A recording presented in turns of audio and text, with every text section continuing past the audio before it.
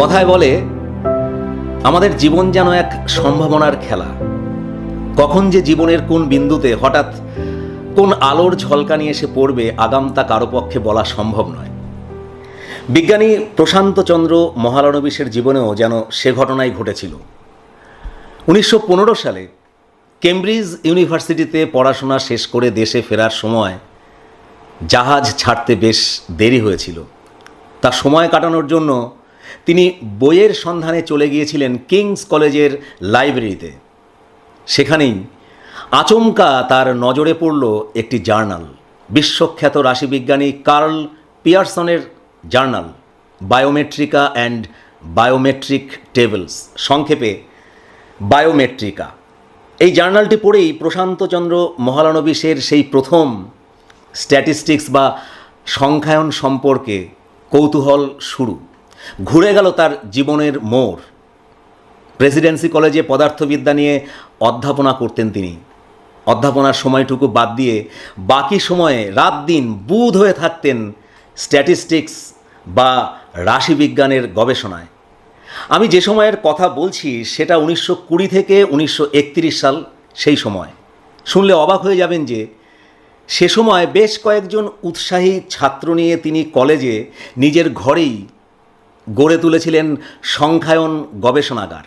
পরে তারই অদম্য উদ্যোগে স্যার রাজেন্দ্রনাথ মুখোপাধ্যায়ের সভাপতিত্বে এবং প্রমথনাথ বন্দ্যোপাধ্যায়, নিখিল রঞ্জন সেন এবং আরও কয়েকজন শিক্ষানুরাগী মানুষের সহযোগিতায় এক সভায় স্ট্যাটিস্টিক্যাল ইনস্টিটিউট স্থাপনের বিষয়টি অনুমোদিত হয়। আর সেদিনের সেই চেষ্টার ফলশ্রুতিতে 1931 সালের 17 ডিসেম্বর বরানগরের বনহুগলিতে প্রতিষ্ঠিত হয় বিখ্যাত ইন্ডিয়ান স্ট্যাটিস্টিক্যাল ইনস্টিটিউট। আপনারা সকলেই জানেন আন্তর্জাতিক বিশ্ববিদ্যালয় হিসাবে এই ইনস্টিটিউটের সুনাম এখন বিশ্বের সর্বত্র। তা একথা অনস্বীকার্য যে প্রশান্তচন্দ্র মহালানবিশ ছিলেন ভারতের রাশিবিজ্ঞানের ভগীরথ। আনন্দবাজারের কথা ধার করে বলতে ইচ্ছা করে যে ভারতের রাশিবিজ্ঞানের ক্ষেত্রে তার অবদান ভগীরথের চেয়েও বেশি। কেননা ভারতের বুকে তিনিই প্রথম নিজের সম্পূর্ণ একক প্রচেষ্টায় স্ট্যাটিস্টিক্সের বিস্তীর্ণ ক্ষেত্র খনন করেছিলেন এবং সেই ক্ষেত্রে বীজ বপন করেছিলেন। পরে ধীরে ধীরে তা শাখা প্রশাখা ছড়িয়ে বিশালাকার এক মহাবৃক্ষ হয়ে উঠেছিল তারই হাত ধরে। সত্যি কথা বলতে কি, শুধু ভারতবর্ষে নয়, সারা বিশ্বে স্ট্যাটিস্টিক্স বা সংখ্যায়ন বিজ্ঞানে প্রশান্তচন্দ্র মহালানবিশ একটি সর্বাগ্রে আলোচিত নাম। বিশ্বের যে কোনো দেশে যে কোনো ভাষায় রচিত উচ্চতর সংখ্যায়ন নিয়ে যে কোনো বইতে অন্তত 3টি বিষয় প্রসঙ্গে একজনের নাম অবশ্যই উল্লেখিত থাকবে। সেই নাম হলো প্রশান্তচন্দ্র মহালানবিশ। সেই 3টি বিষয় যা একান্তই তারই অবদান, তারই আবিষ্কার, সেগুলো হলো number 1 Mahalanobis distance, number 2 his contributions to the design of experiments এবং number 3 theory and practice of large scale sample survey. এসব অসাধারণ গবেষণার ফলে প্রশান্তচন্দ্র মহালানবিশ হয়ে উঠেছিলেন বিশ্বের দরবারে সংখ্যায়ন বিজ্ঞানের বিশেষ এক দিগন্তের স্রষ্টা। আর তার ব্যক্তিগত গবেষণা, তার ব্যক্তিগত গবেষণার ক্ষেত্র যদি বলতেই হয় তাহলে আমাদের প্রথমেই উল্লেখ করতে হবে তার অনন্য সাধারণ অবদান স্যাম্পল সার্ভে বা নমুনা বিষয়ক সমীক্ষার কথা এবং পাশাপাশি 1958 সালে তার তৈরি করা ফ্র্যাকটাইল গ্রাফিক অ্যানালিসিসের কথা, যার দ্বারা তিনি যে কোনো নমুনা সমীক্ষার ফলাফলগুলি যথাযথভাবে বিশ্লেষণ করতে সমর্থ হয়েছিলেন। তাছাড়া সবাই বলেন যে প্রশান্তচন্দ্র মহালানবিশ স্বভাবগতভাবে ছিলেন একজন রাশিবিজ্ঞানী, কিন্তু বিশ্বাসের দিক থেকে তিনি ছিলেন একজন অর্থনীতিবিদ। তা সেই ক্ষেত্রেও তিনি তার ব্যক্তিগত গবেষণার মাধ্যমে তৈরি করেছিলেন ইকোনোমেট্রিক মডেল বা অর্থনৈতিক পরিমাপ বিষয়ক মডেল, যাদের পোশাকি নাম হলো 2 সেক্টর মডেল বা 4 সেক্টর মডেল, যার সাহায্যে জাতীয় অর্থনীতিতে ন্যূনপক্ষে কতটা বিনিয়োগ করা যেতে পারে তা সহজেই নির্ণয় করা যায়। তদানীন্তন প্রধানমন্ত্রী জওহরলাল নেহরু কিন্তু এই বিরল গুণসম্পন্ন বিজ্ঞানীকে চিনতে কোনো ভুল করেননি। তারই আন্তরিক আমন্ত্রণে প্রশান্তচন্দ্র মহালানবিশ দেশের প্ল্যানিং কমিশনের সদস্য হয়েছিলেন। শুধু তাই নয়, 1956 সালে নিজের 2 সেক্টর মডেলের উপর ভিত্তি করে দেশের র্যাপিড ইন্ডাস্ট্রিয়ালাইজেশনের জন্য দ্বিতীয় পঞ্চবার্ষিকী পরিকল্পনার খসড়া তৈরি করে তিনি দেশের বুকে এক ঐতিহাসিক গুরুত্ব অর্জন করে নিয়েছিলেন। পরবর্তী সময়ে প্রধানমন্ত্রী জওহরলাল নেহরুর অনুরোধে তিনি জাতীয় আয় বৃদ্ধি, এমনকি বেকার সমস্যার সমাধানেও নিজেকে নিয়োজিত করেছিলেন। বুঝতেই পারছেন, তিনি কখনোই স্ট্যাটিস্টিক্সের থিওরি নির্ভর ছিলেন না। সেই থিওরিকে প্র্যাকটিক্যাল লাইফে অ্যাপ্লাই করার মধ্যে দিয়ে তিনি স্ট্যাটিস্টিক্সকে একটা অসাধারণ লেভেলে পৌঁছে দিয়েছিলেন।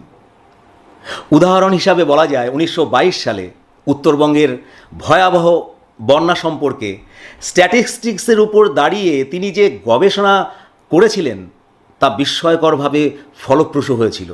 এর জন্য তিনি 50 বছরের বৃষ্টিপাত ও বন্যার অসাধারণ পরিসংখ্যানগত বিশ্লেষণ করেছিলেন। আবার 1926 সালে উড়িষ্যার বন্যা প্রসঙ্গে তিনি 60 বছরের তথ্যের বিশ্লেষণ ভিত্তিক নির্ভুল সুপারিশ করেছিলেন, যার ফলে উড়িষ্যার মহানদীতে হীরাকুদ বাঁধ তৈরি হয়েছিল। পরবর্তী সময়ে 30-এর দশকে তিনি নমুনা সমীক্ষা করেছিলেন বাংলার পাট উৎপাদন নিয়ে। তার অসাধারণ মেধাবী গবেষণায় পাট উৎপাদনের খরচ 82 লক্ষ টাকা থেকে নামিয়ে তিনি এনেছিলেন মাত্র 8 লক্ষ টাকায়। এছাড়াও বাংলার দুর্ভিক্ষের পরিপ্রেক্ষিতে 1944 থেকে 1945 সালের মধ্যে তিনি বড় ধরনের সমীক্ষা করেছিলেন। তার সেই সমীক্ষায় দেখা যায় প্রায় 40 লক্ষ মানুষের অর্থনৈতিক অবস্থা খারাপ হয়েছিল দুর্ভিক্ষের ফলে। সত্যি কথা বলতে তার কৃতিত্বের যেন শেষ নেই। 1956 সালে উন্নত নির্ভুল গণনার সুবিধার্থে তারই উদ্যোগে বিজ্ঞানী হোমি জাহাঙ্গীর ভাবার সহযোগিতায় ভারতে আসে প্রথম কম্পিউটার। সে সময় খরচ হয়েছিল 10 লক্ষ টাকা। গর্বের কথা এটাও যে 1958 সালে আমেরিকা যখন স্ট্যাটিস্টিক্সের প্রথম ইনস্টিটিউট যখন তারা প্রতিষ্ঠা করছে, তখন প্রশান্তচন্দ্র মহালানবিশের প্রতিষ্ঠিত ISI ইন্ডিয়ান স্ট্যাটিস্টিক্যাল ইনস্টিটিউট হয়ে উঠেছিল তাদের কাছে অন্যতম মডেল। একটি উন্নয়নশীল দেশের মডেল গ্রহণ করছে একটি উন্নত দেশ, এমন উদাহরণ বাস্তবিকই বিরল। ভারতীয় বিজ্ঞানের বনস্পতি এই বিজ্ঞানীর ছিল নিখাদ এক সাহিত্যপ্রীতি। কবিগুরু রবীন্দ্রনাথ ঠাকুরের তিনি ঘনিষ্ঠ সান্নিধ্য লাভ করেছিলেন। 1923 সালে তিনি ব্রাহ্ম সমাজের অন্যতম গুরুত্বপূর্ণ সদস্য হেরম্বচন্দ্র মৈত্রের মেয়ে নির্মল কুমারী দেবীকে বিয়ে করেছিলেন। সেই বিয়েতে প্রাচীনপন্থী হেরম্বচন্দ্র মৈত্রের কিন্তু কোনো সম্মতি ছিল না, কারণ প্রশান্তচন্দ্র মহালানবিশ ছিলেন উদারপন্থী একজন ব্রাহ্ম সমাজের সদস্য। হেরম্বচন্দ্র মৈত্রের পরিবর্তে সেই বিয়েতে যাবতীয় দায়িত্ব সামলেছিলেন ডক্টর নীলরতন সরকার। সেই বিয়ের অনুষ্ঠানে কবিগুরু রবীন্দ্রনাথ ঠাকুর উপস্থিত ছিলেন। পরবর্তীকালে কবির বিদেশ ভ্রমণের সময় প্রশান্তচন্দ্র মহালানবিশ সস্ত্রীক কবির সঙ্গী হয়েছিলেন। কবিগুরু রবীন্দ্রনাথ ঠাকুরই প্রশান্তচন্দ্র মহালানবিশের স্ত্রী নির্মল কুমারী দেবীর নাম রেখেছিলেন রানী। সবার কাছে তিনি রানী মহালানবিশ নামেই পরিচিত হয়েছিলেন। ভারতীয় বিজ্ঞানের এই আন্তর্জাতিক আইকন বিজ্ঞানী প্রশান্তচন্দ্র মহালানবিশ কলকাতাতে জন্মগ্রহণ করেছিলেন 1893 সালের 29শে জুন। কলকাতার প্রেসিডেন্সি কলেজ থেকে BSc পাশ করে তিনি বিদেশে পাড়ি দিয়েছিলেন। কেমব্রিজ ইউনিভার্সিটির কিংস কলেজে তিনি অঙ্ক এবং পদার্থবিদ্যায় প্রথম শ্রেণীর অনার্স সহ পদার্থবিদ্যায় ট্রাইপস অর্জন করে দেশে ফিরে আসেন। 1922 থেকে 1945 সাল পর্যন্ত তিনি প্রেসিডেন্সি কলেজে অধ্যাপকের পদে আসীন ছিলেন। 1933 সালে রাশিবিজ্ঞানের ভারতীয় জার্নাল সংখ্যা প্রকাশ করেন তিনি। 1945 থেকে 1948 সাল পর্যন্ত তাকে এমেরিটাস অধ্যাপকের সম্মানে ভূষিত করা হয়। 1922 সাল থেকে 1926 সাল পর্যন্ত তিনি কলকাতাতেই আবহাওয়া বিশারদের কাজও করেছিলেন। পরবর্তীকালে 1955 থেকে 1967 সাল পর্যন্ত তিনি ভারত সরকারের প্ল্যানিং কমিশনের সদস্য ছিলেন। 1931 সালে প্রতিষ্ঠিত ISI ইন্ডিয়ান স্ট্যাটিস্টিক্যাল ইনস্টিটিউট ছিল তার জীবনের শ্রেষ্ঠ কীর্তি। বলা বাহুল্য, দেশ বিদেশের বহু সম্মানে তিনি ভূষিত হয়েছিলেন। একদিকে যেমন রয়্যাল সোসাইটি অফ লন্ডনের ফেলো নির্বাচিত হয়েছিলেন, তেমনি অন্যদিকে সম্মিলিত জাতিপুঞ্জের স্ট্যাটিস্টিক্যাল কমিশনের ভাইস চেয়ারম্যান ছিলেন দীর্ঘদিন, 1945 থেকে 1958 সাল পর্যন্ত। সাম্মানিক ডক্টরেট ডিগ্রি পেয়েছিলেন কলকাতা বিশ্ববিদ্যালয় থেকে, বুলগেরিয়ার সোফিয়া বিশ্ববিদ্যালয় থেকে এবং দিল্লি বিশ্ববিদ্যালয় থেকে। 1961 সালে বিশ্বভারতী বিশ্ববিদ্যালয় তাকে দেশিকোত্তম উপাধিতে ভূষিত করে। 1968 সালে তাকে পদ্মবিভূষণ সম্মানে ভূষিত করা হয়। এছাড়াও অসংখ্য পুরস্কার পেয়েছিলেন দেশ বিদেশ থেকে। তাদের মধ্যে উল্লেখযোগ্য হল অক্সফোর্ড বিশ্ববিদ্যালয়ের well done medal, sir Debprasad Sarbadhikari স্বর্ণপদক, একাডেমি অফ সায়েন্সের স্বর্ণপদক ইত্যাদি। অনন্য সাধারণ এই বিশ্ব বিস্তৃত বিজ্ঞানী, ভারতের রাশিবিজ্ঞানের জনক, রবীন্দ্র চিন্তার উত্তর সাধক প্রশান্তচন্দ্র মহালানবিশ কলকাতার এক নার্সিংহোমে 1972 সালের 28 জুন শেষ নিঃশ্বাস ত্যাগ করেন। আজ তার জন্মদিন উপলক্ষে তাকে আমার গভীর শ্রদ্ধা জানিয়ে আজ এখানেই শেষ করছি। দেখা হবে নতুন কোনো ভিডিওতে। ভালো থাকুন, সেফ থাকুন। নমস্কার।